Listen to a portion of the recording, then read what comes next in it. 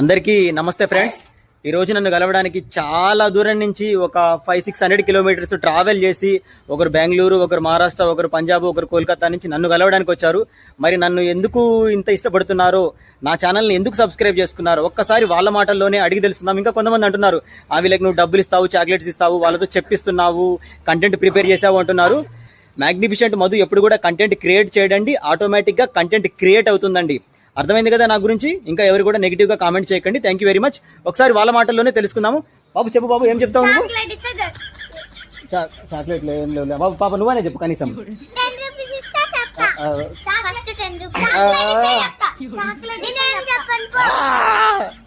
వీళ్ళందరూ అసలు మనుషుల్లో మానవత్వం లేదండి.